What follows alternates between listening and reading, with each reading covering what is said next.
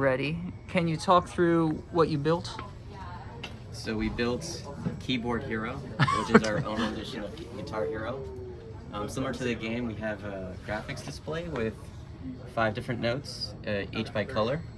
And instead of a guitar, we have a keyboard that we manufacture ourselves. So the way this works, we have a song that's coming from a computer, in this case, that then hooks up to the Pico here via an audio jack. That gets sent in through an ADC, and then out the other end, we get that same audio, but with a delay to account for the delay between the note showing up on the screen and the note getting to the bottom, so that we can get good synchronization.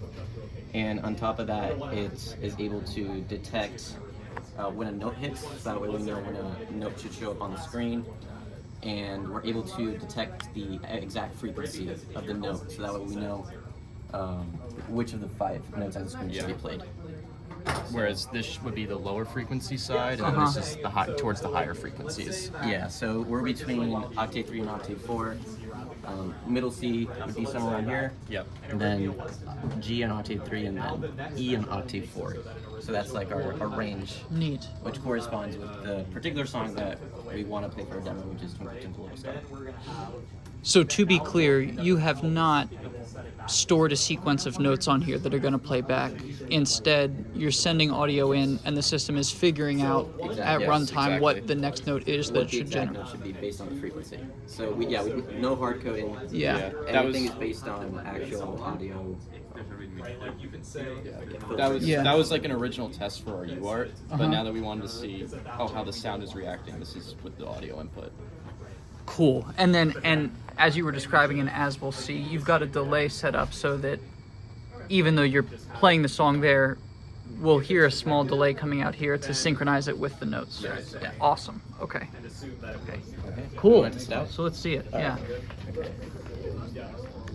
All right. Looks like we're gonna be 1 note short, but it's okay.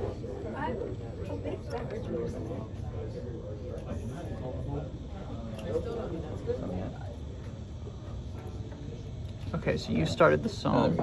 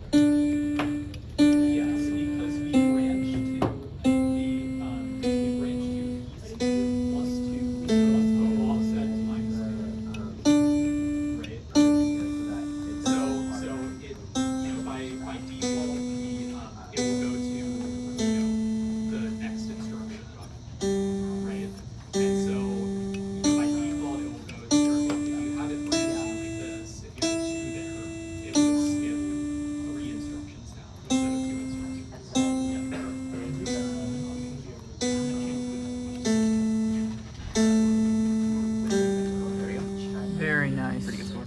Yeah. I got nervous. And can you tell me a little bit about how are you doing note detection? Note detection. So the way we're doing it is based on the magnitude of the note. So the thing is, every time a note is played, the frequency stays the same, but the amplitude modulates. So right when the note hits, that's when it's at its highest amplitude.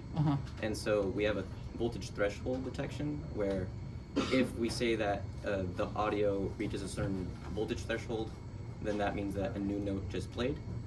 And then after that, the note tapers off, and then once a new note plays, the amplitude goes back up.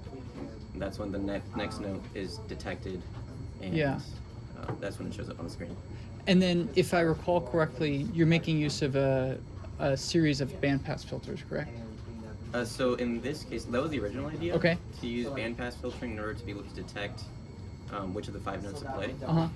That, given the code that we're going to use, it seemed to be a little bit overkill. Okay. So the cool thing is that because we're using piano notes, it's not exactly pure tones, but it's close to pure tone in the sense that it's easy to detect the fundamental frequency of the note if you were to put it on the oscilloscope, for example.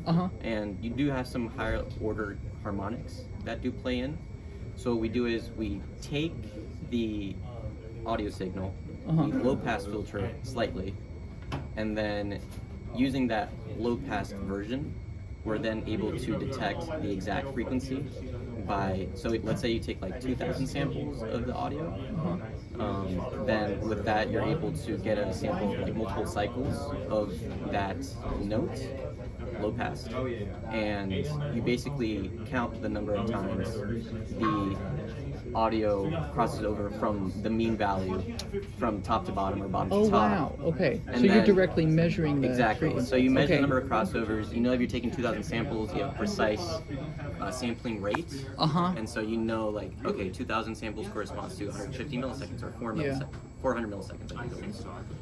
Something along those lines. So based on that, you're able to take the number of crossovers, divide that by 2, because 2 crossovers corresponds to 1 cycle.